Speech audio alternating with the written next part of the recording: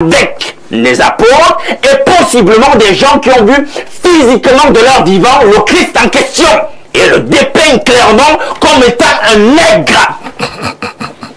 Il faut qu'on le sache et il faut qu'on arrête cette mascarade. Jésus était... Oui, c'était un noir. Attends d'abord Alain Doc. Révérend, vous êtes d'accord avec Alain Doc que Jésus était noir? Il a dit des choses très intéressantes. Non, répondez à la question. La conclusion est-ce que Jésus était noir? Non, Jésus n'était. Ce matin, nous posons une problématique.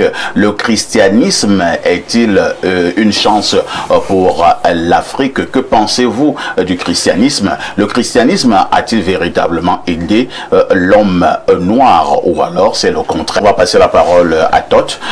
Tot, de plus en plus dans le cadre de nos émissions ici, hein, c'est un peu comme à l'université chez vous là-bas, et lorsque des thèses s'affrontent, nous posons le sujet sur la table des débats. Il y a deux thèses qui s'affrontent. Une thèse qui pense que le christianisme est une chance pour l'Afrique, et une autre thèse très violente qui pense que si l'Afrique est là où elle se situe aujourd'hui, surtout l'Afrique noire, c'est parce que justement nous avons donné notre vie à Jésus, nous allons à l'église tous les dimanches, cette affaire-là nous a servi plus qu'elle nous sert. Le christianisme peut-il sauver l'Afrique? D'accord. Mon déroulé va se passer en deux temps. Très bien. Le premier temps, c'est de poser les bases de mon futur argumentaire quand je vais reprendre la parole. Et le deuxième temps consistera à mettre au clair les propos liminaires qui ont été... Je dis au début, tout début de l'émission, parce que si nous sommes sur un panel sérieux, il y a des têtes qui nous écoutent et il ne faut pas tolérer certaines erreurs et certains égarements. Déjà, le personnage de Jésus n'est pas un personnage historique. Ça, c'est mon premier propos. Le deuxième propos, l'expression Christ n'est pas une propriété hébraïque. C'est une expression égyptienne. Keri Secheta, c'est le titre d'un prêtre d'Osiris. Je vais revenir dessus. Donc, Jésus n'est pas un personnage historique. L'expression Christ ne signifie ni un individu, ni une force cosmique qui descend pour habiter en homme, mais le titre d'un prêtre, comme on peut dire évêque, archevêque, nonce, cardinal. Oui, bien évidemment, je vais revenir dessus. De manière très méthodique, je vais revenir dessus. La première fois que l'expression Keri Secheta, parce que quand on découpe ça, c'est ça qui donne Christ. La première fois que cette expression est prononcée, on est autour de 1600 avant l'ère actuelle. Donc 1600 avant le supposé Jésus-Christ. Donc ce sont les Égyptiens, le prêtre d'Osiris, la divinité qui serait morte et ressuscitée. Donc vous voyez déjà où je vais aller. Donc c'est la copie, mais une copie falsifiée des cultes de l'Égypte pharaonique. Maintenant, je reviens sur ce qui a été dit ici. J'ai constaté deux choses. La première chose, c'est qu'il ne faudrait pas s'aventurer dans des domaines qu'on ne maîtrise pas. La deuxième chose que j'ai remarqué, c'est un problème d'anachronisme. Il parle du papyrus Chester Beatty qui parlerait de l'homosexualité de Seth et Horus. C'est pas vrai. Le papyrus Chester Beatty parle du combat entre Seth et Horus et de la victoire d'Horus sur Seth. Maintenant, la question de l'homosexualité apparaît dans la pyramide de ce pharaon. Si vous pouvez afficher ça aux yeux de tout le monde. Ce pharaon s'appelle Pépi. Nous allons afficher. Docteur Tot, permettez-nous d'abord, passer priorité au téléphone. Nous avons le professeur qui est au téléphone. Bonjour, professeur.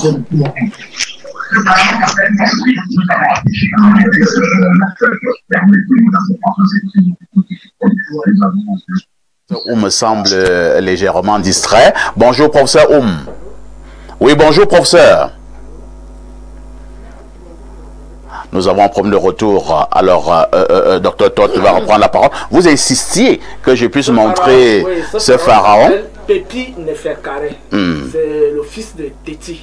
Le pharaon Téti que voici. Donc Pépi est le fils de Téti. Et ce pharaon a existé autour de 2250 avant l'ère actuelle. Dans sa pyramide, dans l'antichambre de sa pyramide qui a été découverte et reconstituée par l'égyptologue français Jean Leclan en 1977, il est écrit M-A Ouya Metut F M Aret Hor M-A Ouya Metut F M Aret 7. De même que la semence 7 a envoyé sa semence dans le postérieur d'Horus, de même Horus a envoyé sa semence dans le postérieur de Seth. Et il y a une dernière formule qui dit Hefaoupu. c'est-à-dire arrière le serpent. Envoyer des choses dans les postérieurs des gens. Oui, bien évidemment. Donc là, on est autour de 2250 avant l'ère actuelle. Et je précise que cette dynastie, c'est la 6e dynastie. Et c'est une dynastie usurpatrice parce que son père Téti est le premier pharaon à être assassiné. Et il est assassiné par son vizir, par son gardien d'âme et par son cuisinier qui s'appellent respectivement Meriri et Sekanwipta. Celui-ci aussi est menacé d'assassinat. Tout simplement parce que celui-ci accède au pouvoir, on ne connaît pas le nom de son père. La lignée même de sa mère, on ne la connaît pas parce que tous les pharaons, on connaît leur lignée maternelle et paternelle. Et on sait comment le pouvoir se transmettait en Égypte. C'était par la filiation maternelle que le pouvoir se transmettait. Le pharaon Téti est assassiné parce que le peuple ne se reconnaît pas en lui. Le peuple ne se reconnaît pas en lui et il est tué par son cuisinier, son gardien d'âme et son vizir, nommés respectivement Meriri et Sekanwipta. Son fils Pépi Neferkare lui-même est menacé d'assassinat et toute cette dynastie est menacée d'assassinat. Finalement, le peuple se révolte et renverse le pouvoir, d'où la première guerre civile, qui est donc narrée sur le papyrus du scribe Ipuur. Là, on est autour de 2150 avant l'ère actuelle. Donc, c'est le scribe qui fait donc le compte rendu de la cause de ce désordre social où le peuple a décidé, on en a marre de ces usurpateurs, il faut rétablir la marque, l'ordre, la justice et l'équité. Donc, voici l'arrivée des Hébreux en Égypte. Voilà leur arrivée.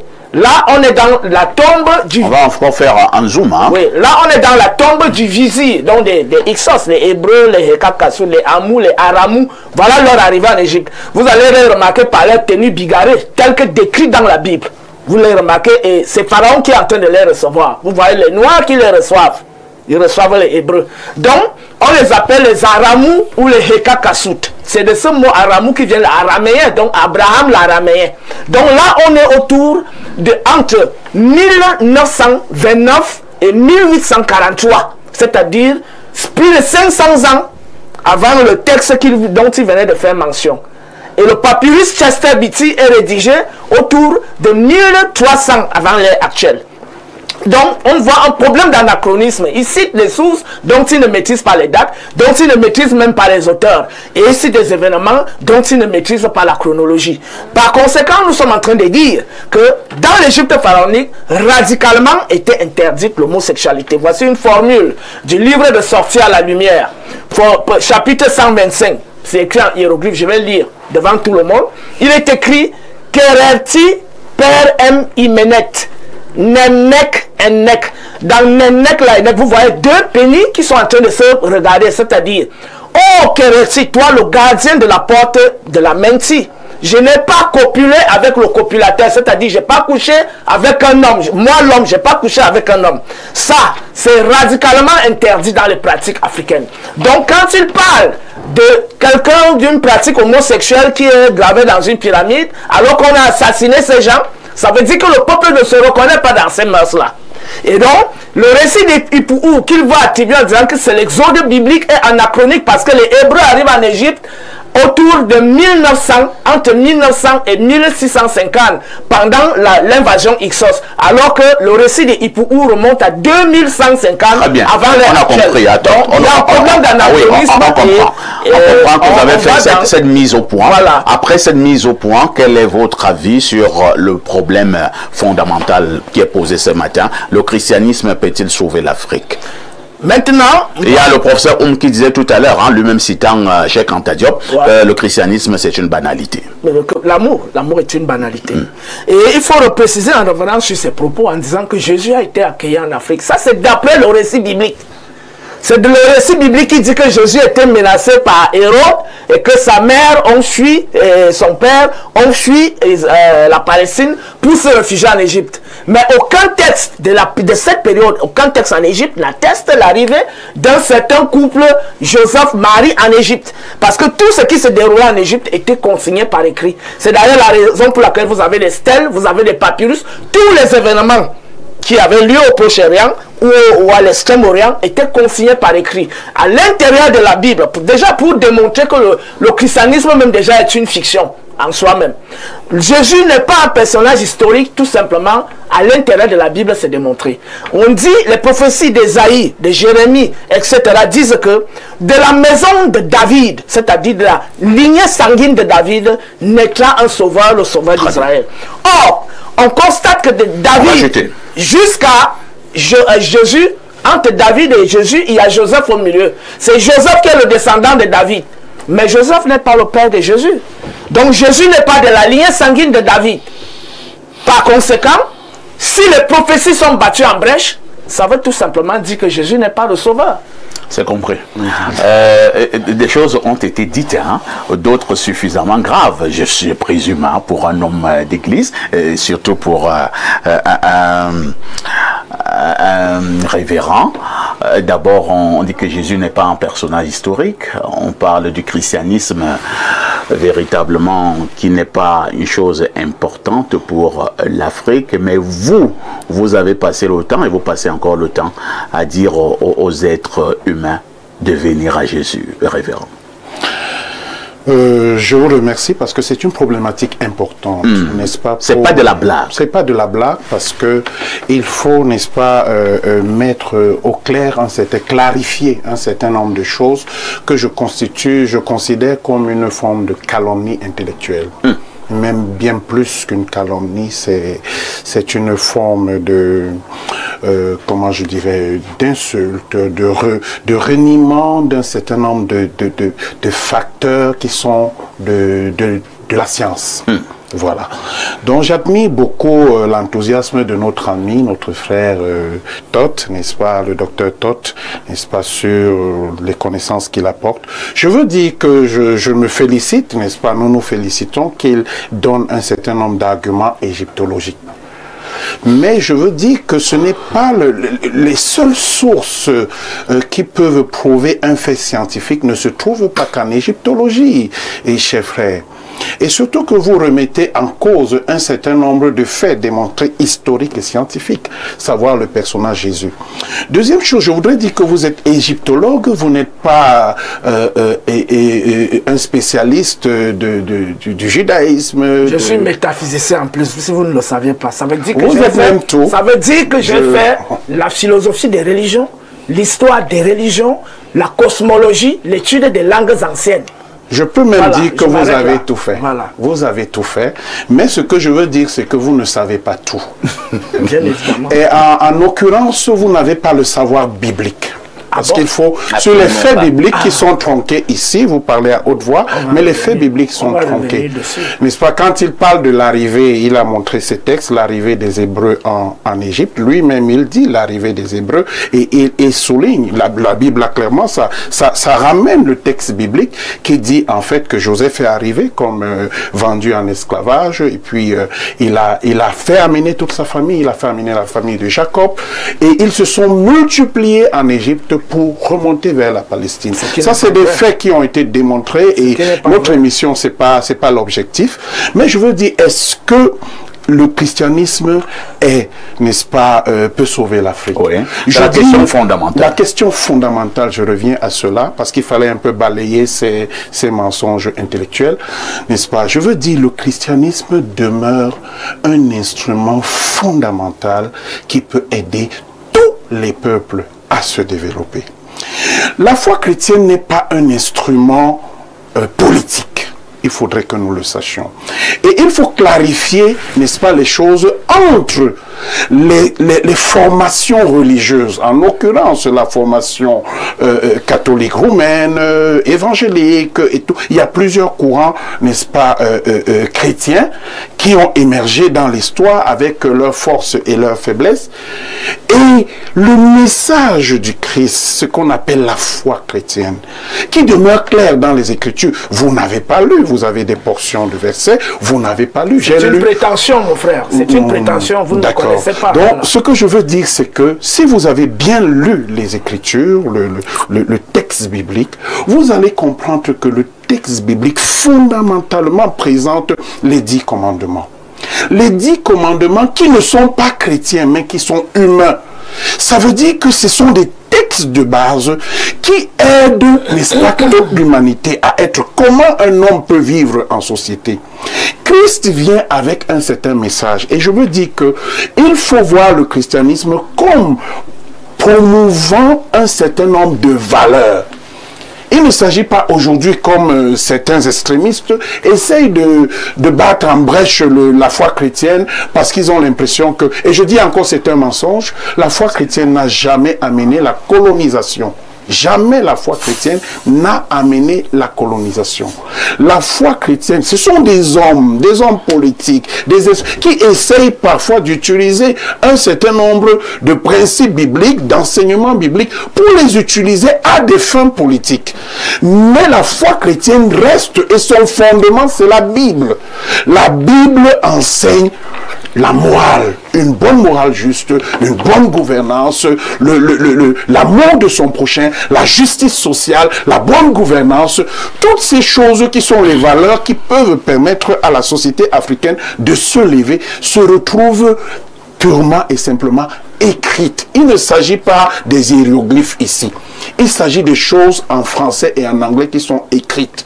Où on vous dit, vous ne tuerez pas, vous ne volerez pas, vous n'allez pas commettre l'adultère, vous n'allez pas faire ceci ou cela. Ce sont des choses que si on applique aujourd'hui, ce sont des choses qui vont faire redécoller l'Afrique. Et qu'on n'assimile pas la foi chrétienne à des acteurs politiques qui instrumentalisent les gens au travers d'un certain nombre de versets bibliques. C'est compris. Pierre Blurung-Emeg, vous avez écouté vos prédécesseurs, je présume, avec beaucoup d'intérêt et surtout beaucoup d'attention. Alors, si nous prenons certains peuples qui, eux, ne sont pas dans le christianisme, je prends globalement les peuples asiatiques, je vais parler de la Chine par exemple, il y a d'autres peuples, on a l'impression, je peux me tromper, que ces peuples se développent un peu plus que ceux qui sont englués dans le christianisme. Est-ce que si nous prenons la chose de cette manière, nous allons encore dire avec autorité, comme vient de le dire le révérend, que le christianisme est une chance pour l'Afrique, ou alors le christianisme peut sauver l'Afrique parce que le christianisme promeut un certain nombre de valeurs? Alors, j'ai entendu beaucoup de choses très très intéressantes, j'en retiens quelques-unes. La première chose, Alain Douk a commencé à faire un développement, mais il s'est arrêté en mi-chemin. Le christianisme n'est pas la chrétienté. Il faut que ce soit d'abord clair. Il faut que ce soit Clair clair. là-dessus. Quand vous savez que le christianisme n'est pas la chrétienté, la forme de la chrétienté la plus galvaudée, c'est le christianisme. Le christianisme est un syncrétisme qui tue le message de Jésus. Voilà. C'est-à-dire ce que nous présentons. Là, je suis embrouillé. Non, pas bien. Le christianisme tue le message de Jésus. Tout à fait. Alors que le christianisme, quand moi j'entends christianisme, je vois le Christ. Seulement. On a vu parfois ici faire de la modération. Les gens après veulent parler de parfait ici. Ils utilisent le nom de parfait ici comme égérie. Mais ils font tout autre chose que ce que faisait parfait ici. Mais comme le nom de parfait se vend beaucoup, c'est ce nom qui est présenté. Les rituels du christianisme ne sont pas les rituels qu'on a enseignés dans la chrétienté, notamment l'église primitive. Il y a totalement déphasage, première chose. Donc le christianisme sous sa forme actuelle est une hérésie par rapport à la chrétienté. Première chose. Deuxième chose, là c'est à l'endroit de Toth. Toth a beaucoup lu. Je ne vais pas rappeler quelques accointances, mais le problème avec certains égyptologues, c'est qu'ils décident de lire la Bible avec des œillères. Il a dit que Jésus-Christ n'est pas parenté à David, mais parce qu'il a lu la Bible en partie. Marie est descendante de la lignée de David autant que Joseph, son mari. Vous voyez, une grosse. D'accord? Et c'est coutumier dans la Bible. C'est-à-dire que ça fait beaucoup de générations. Hein. Ils sont pas. Pour qu'ils se marient entre cousins. Ils se marient. Mais même jusque-là, de David jusqu'à Joseph, il y a 14 et 14, il y a 28 générations. Donc, Marie est descendante elle-même pas son mari. Elle est même cousine lointaine de Joseph. Elle est même descendante de la lignée de David. À partir de là, donc, maintenant, vraiment, clarifions les choses. L'individu qui va porter le nom de Christ, c'est un titre. Il ne s'appelle pas Jésus-Christ. Il y a quelqu'un qui va naître et son nom c'est Emmanuel. Voilà, quand il naît, son nom c'est Emmanuel. Dieu avec nous. Ensuite, il aura une autre désignation, Yeshua, n'est-ce pas? Yeshua.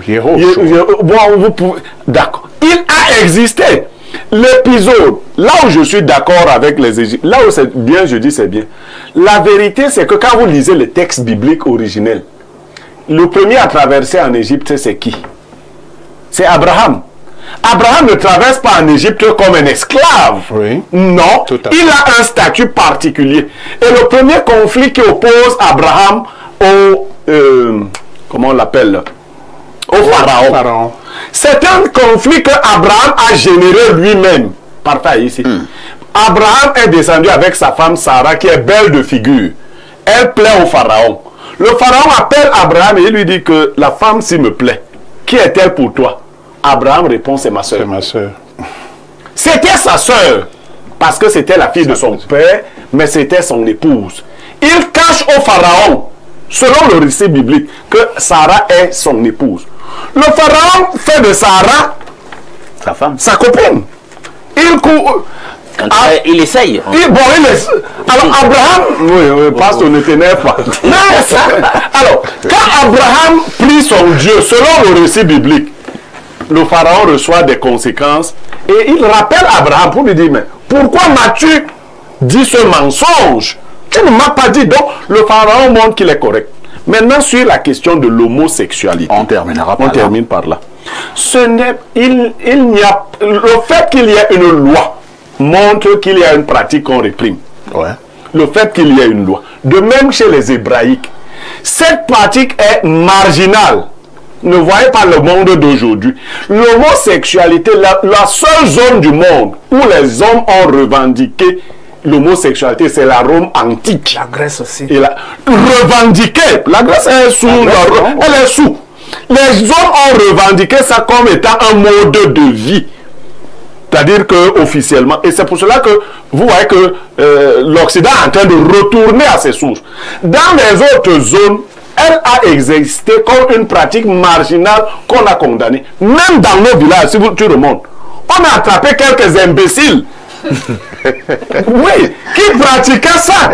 Il y a une vidéo, même il y a 2 ou 3 ans, dans un village, on a attrapé 2 jeunes gens dans une broussaille. Voilà. En train de vouloir faire... quand on les attrape, on dit, c'est l'autre qui veut prendre par derrière. Donc, ces pratiques ont existé même en Égypte antique, mais comme des pratiques marginales qu'on a condamnées. Et c'est pour cela que les lois étaient très sévères. En Égypte, comme chez les Hébreux, on lapidait carrément les homosexuels. La Grèce, le Rome et autres promouvaient. Et donc, ces deux conflits qui se sont présentés dans l'histoire. Mais on ne peut pas présenter l'homosexualité dans les sociétés bantoues, dans les sociétés africaines ancestrales, comme étant une pratique qui n'a jamais été approuvée. Très bien. Moi, je voudrais que nous puissions évoluer, hein, parce que j'ai l'impression, ce n'est qu'une impression, que nous ne nous focalisons pas beaucoup plus sur la problématique inscrite à l'ordre du jour. C'est ta problématique, sauf qu'elle est longue. Nous y sommes. Ah, oui, on dit que nous y sommes. Et Blaireau dit même que c'est la problématique, mais elle est longue. Alors, Alain Douk, cette affaire de christianisme, pour le cas du Cameroun, moi je prends vraiment le cas du Cameroun, autant d'églises, autant de pasteurs, autant d'évêques, autant d'archevêques, autant je ne sais pas moi quoi. Mais nous sommes pauvres. Est-ce que cette affaire elle nous sert? En réalité, comme vous l'avez constaté, lorsqu'il fallait définir le concept, ma position était mitigée. Blériot l'a compris. Ma position est mitigée. Je ne peux pas répondre de façon tranchée et dire oui, il y aura des amalgames. Parce que la vérité se trouve en ce moment sur le sujet en question dans les nuances. Et je pense que le révérend aussi est revenu là-dessus. Mais quand vous constatez qu'en réalité, on nie dans une certaine science même des vérités avérées, il y a un problème. Ça devient très sectaire. Je tiens à vous rappeler qu'au sujet de la personne du Christ, j'ai parlé une fois sur ce plateau d'une monnaie qui avait été battue sous Justinien. Nous sommes au 6e siècle dans l'Empire romain. L'Empire, depuis Constantin, avait déjà phagocyté la foi chrétienne dans une espèce de syncrèse, créant ce romanisme qui s'est imposé aujourd'hui sous la forme du catholicisme. Et on voit bien sur l'une des faces de la monnaie, Justinien, avec ses traits ariens, et sur l'autre, la deuxième face de la monnaie, on voit bien les traits négroïdes du Christ, sans embâche. Au 6e siècle. Oh là là, monsieur Tante. Oui, mais... Moi, je ne suis pas dans la science qui nie les évidences. Je vous cite une source. On voit sur l'autre face, l'empereur, sur l'une des faces de la pièce, sur l'autre face, on voit le Christ avec ses traits négroïdes, sans embâche. Bien sûr. Oh là là, on ne discute pas les évidences. Oui, la personne, on se fait. Vous avez laissé parler, monsieur Tante. Allez-y. Tout doux. Jusqu'au 19e siècle, la personne historique de Jésus, le Christ, Yeshua HaMashiach, parce que le Christ en réalité vient de Christos, c'est un titre, ça vient du grec. N'oubliez pas que le Nouveau Testament a été composé dans un contexte d'influence culturelle gréco-romain. Gréco-romaine, je veux dire. Donc, vous allez remarquer que des gars comme les Paul, ils s'exprimaient non pas seulement en araméen correctement, mais aussi bien en grec. C'est pour cela que les copistes et tout le Nouveau Testament est écrit en grec koiné. Donc, Christos, ça vient du grec. Ça veut dire ouin. L'équivalent donc de quoi? D'un terme araméen qui existe, qui est Hamashiach, le loi. Si je me permets d'y attirer, je dirais le ouin. Bon, on fait la langue française à ses exigences, on dit loin. Donc c'est ça l'équivalent. Je disais donc jusqu'au 19e siècle, début du 20e siècle, l'existence de cette personne historique n'a jamais souffert de rien du tout parmi tous les érudits. Alors, je vais comprendre comment, dès le début du XXe siècle, ceux qui, dans tout le monde du savoir, n'a jamais souffert d'aucune onde de contestation, a subitement commencé à être contesté avec une montée en fureur dans notre mouvement maintenant aussi de retour africano-centrique, où toutes les vérités sont jaugées et talonnées à la seule mesure de l'Afrique, de l'Égypte, etc. C'est sectaire. Parce que, je tiens à vous dire que sur les preuves archéologiques, on a fait des fouilles dans l'antique cité de Rome, où, sous les persécutions des premiers empereurs, les chrétiens allaient se cacher. Il y avait un réseau de catacombes dans toute la Rome. Et à l'intérieur, dans leur martyre, ils se permettaient un certain nombre de fresques, de mentions, de graffitis, on pourrait le dire comme ça, etc. De messages sur les murs de pierre des réseaux de catacombes qu'ils avaient créés. Et ça a apporté aujourd'hui à l'archéologie, à l'histoire et à la science beaucoup d'informations. C'est à ce titre qu'on a pu avoir une représentation sous forme de fresques de ce à quoi ressemblait la morphologie du Christ. Nous sommes là au 2e siècle, 3e siècle, avec des gens qui ont eu des contacts physiques avec les apôtres et possiblement des gens qui ont vu physiquement de leur vivant le Christ en question et le dépeignent clairement comme étant un nègre. Il faut qu'on le sache et il faut qu'on arrête cette mascarade.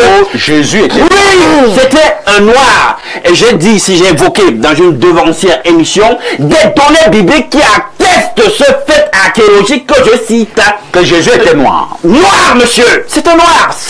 On le s'en souffre de dire noir comme moi. Je tiens à vous le dire. Quand vous allez vous intéresser au sujet, vous allez questionner les sources historiques et documentaires, notamment, il y en a beaucoup du côté de la Russie. Du côté de la Russie. Vous allez donc retrouver toute cette iconographie historique du Christ des apôtres en tant que nègre. Attends d'abord Alain Doc. Révérend, vous êtes d'accord avec Alain Doc que Jésus était noir? Il a dit des choses très intéressantes. Non, répondez à la question. La conclusion est-ce que Jésus était noir? Non, Jésus n'était vraiment pas noir. Il était donc quoi? Je l'ai redit et je l'ai dit et je le redis encore aujourd'hui. La couleur originelle du Christ était une couleur mixte. je dis encore mixte. C'est-à-dire que noir et quoi? Moi, je ne tiens pas des discours clairs. Laisse les gens parler à leur nom. Qu'ils disent. Ce qu'ils estiment être des preuves bibliques qui peuvent démontrer que le personnage Jésus était quelqu'un de noir, par exemple les pieds d'airain dont il a dit, mais pour savoir la couleur de quelqu'un, c'est ses pieds qu'on regarde ou bien son visage. Et quand on dit que son visage était semblable au soleil, bon, le soleil d'un côté et puis les reins de l'autre côté, les mains d'une autre couleur, moi je pense que ce sont des arguments de poubelle.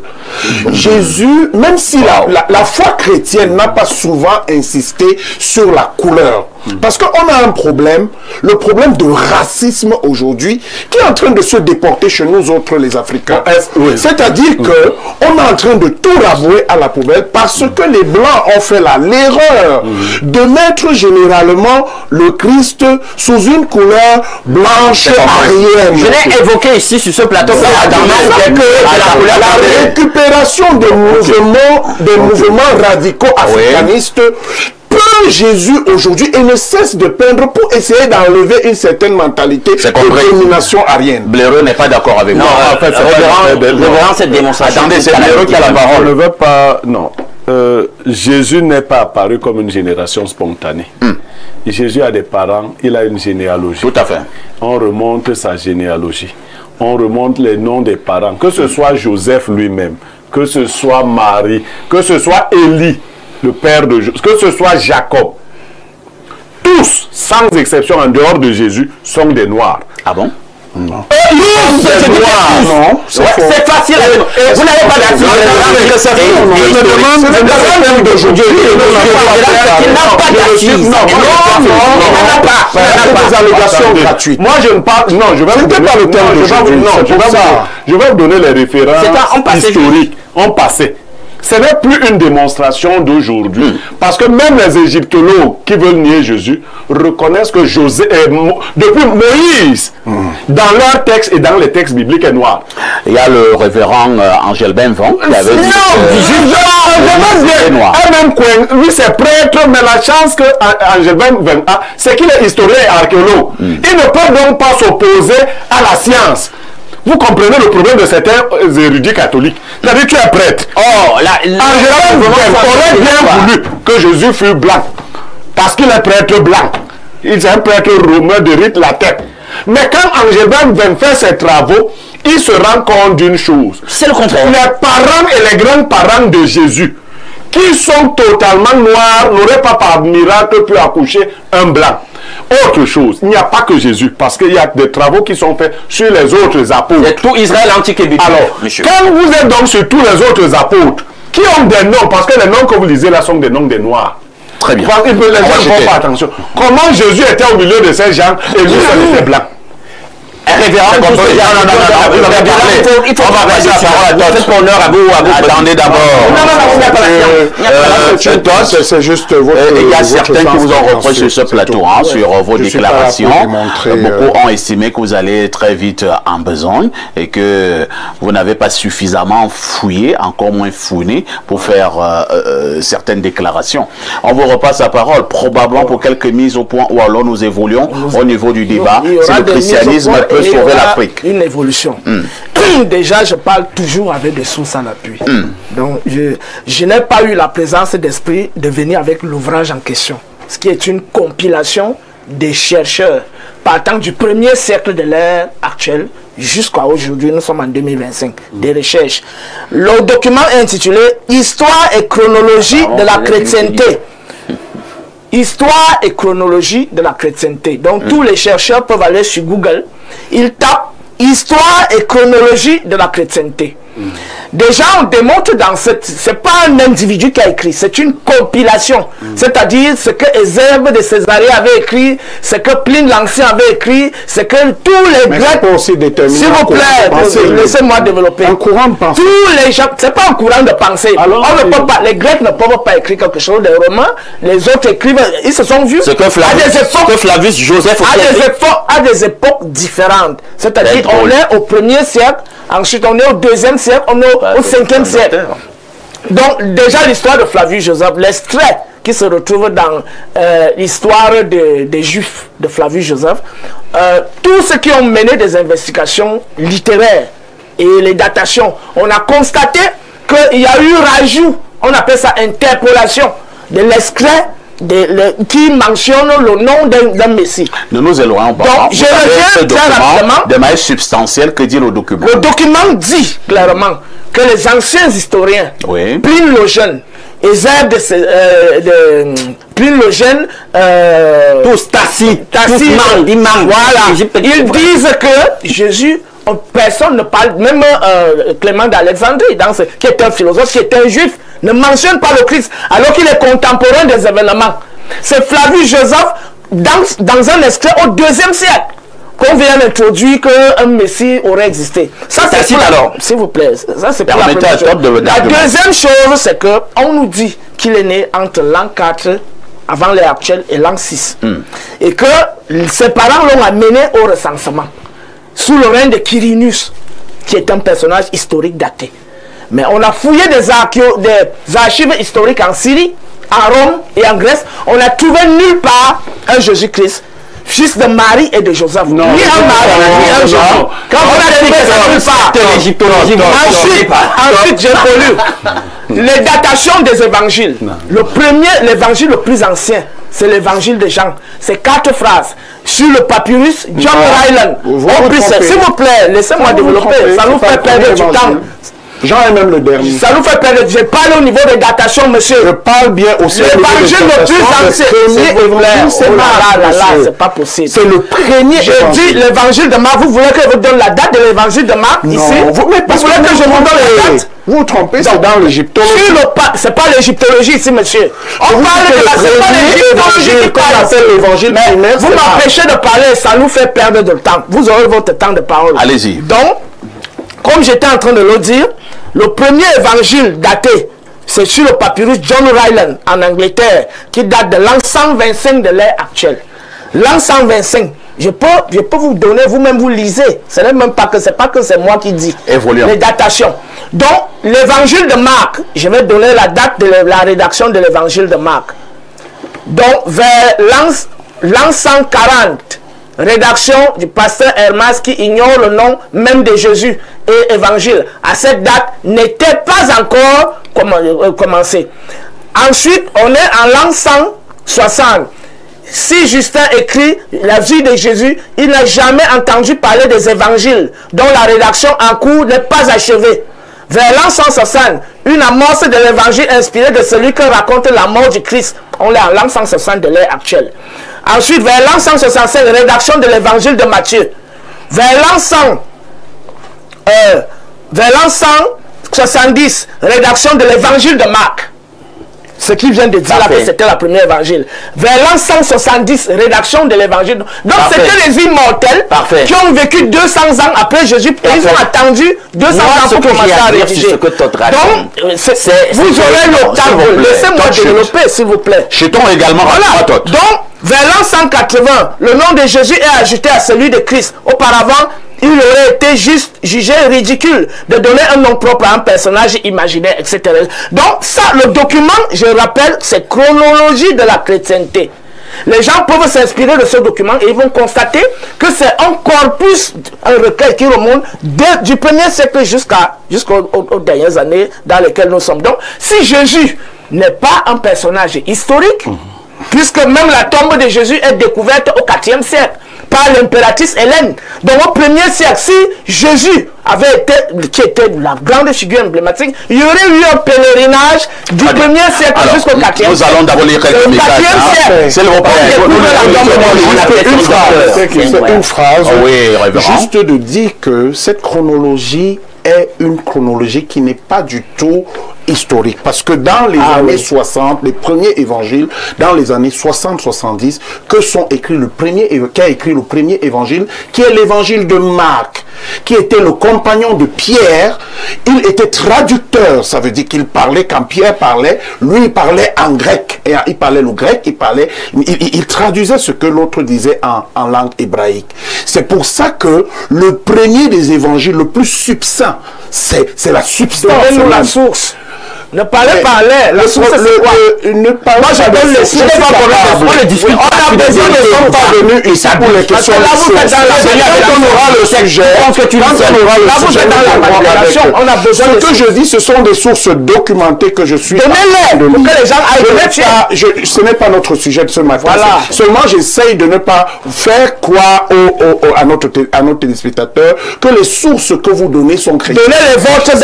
Ces sources ne sont pas chrétiennes. Donnez les vôtres. Alors, je pense que c'est Blériot qui devait prendre la parole. Hein. Blériot, nous sommes arrivés presque au terme de ce programme. Nous sommes d'accord qu'on avait encore des choses, des tonnes et des tonnes de choses à dire. Je pense qu'on reviendra sur ce sujet. Mais nous bloquons d'abord rapidement.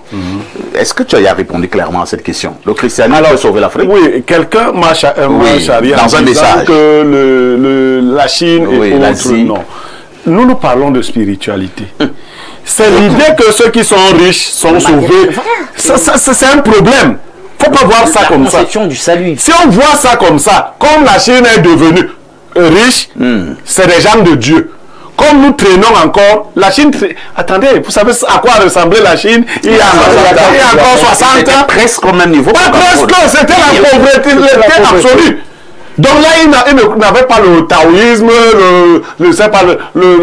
tout ça. Non.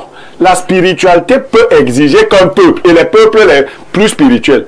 L'Inde est spirituelle, non? L'Inde a pris du temps pour devenir ce qu'elle devient. Les spiritualistes ne sont pas pressés de résoudre les problèmes matériels. Le retard de l'Afrique a sa raison d'être. Et il contribue même à la spiritualité de l'Afrique. Ces peuples qui courent derrière le matériel abandonnent en même temps la spiritualité. Donc, il ne faut pas voir ça. Moi, je ne suis pas d'accord avec le christianisme actuel. Mais je dis la figure de Jésus, je suis tout à fait d'accord que ces enseignements peuvent nous aider. Et ils nous aident d'ailleurs. Merci. Hein.